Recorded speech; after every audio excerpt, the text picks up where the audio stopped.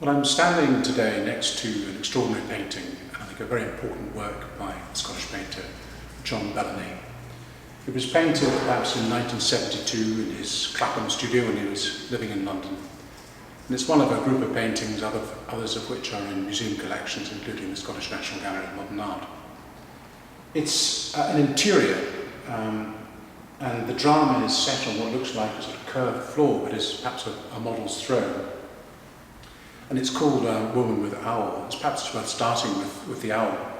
An owl is not a symbol of death, but it is a symbol of transition and also of creativity, like a creative person's familiar, like in witchcraft. And the main drama is set in front of an extraordinary kind of aperture, like the maw of hell. And across this extraordinary aperture are three ghostly figures. There's the figure of the skeletal figure of man, there's the gannet-headed, bird-headed figure, and then the skate figure, which are very familiar from John Bellany's iconography. And then on this sort of model's throne, centre stage, is this figure of the woman who is with long black hair and long black gloves. And she seems to be seated, or rather kind of contained within a throne, or perhaps like an extraordinary seashell. She sort of emerges from it as if contained by it. And protected sort of in the crook of her arm is the owl. And most disconcertingly, the owl has twisted its head to 180 degrees so it looks up as well as out.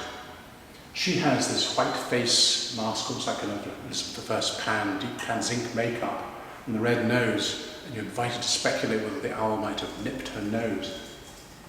And then the final protagonist in this extraordinary scene is the dog figure at the bottom, which for me is compellingly a self-portrait.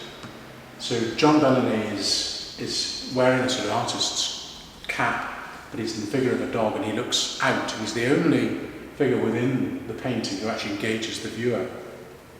So you see two layers, the living layer and then the layer behind, the layer of death and hell. And perhaps that the figure floating with the owl is in transition between the two. It is a difficult image, a powerful image, brilliantly coloured, and also significant in the development of his oeuvre. Within 1 or 2 years he's moved on to a more German expressionist way of looking at the world. His paintings become set outside, perhaps in front of the sea, and the symbolism of the sea becomes more dominant. This is very much an interior psychologically as well as physically. I think it's an amazing work, and one that perhaps difficult on many levels, but an example of Bellany at his challenging expressionist best. If you see the ghosts of British artists like Bacon and Fuseli, continental artists perhaps like Soutine, are present in the palette and in the subject matter. I think it's quite extraordinary, and it's a picture we're in such privilege to be able to offer.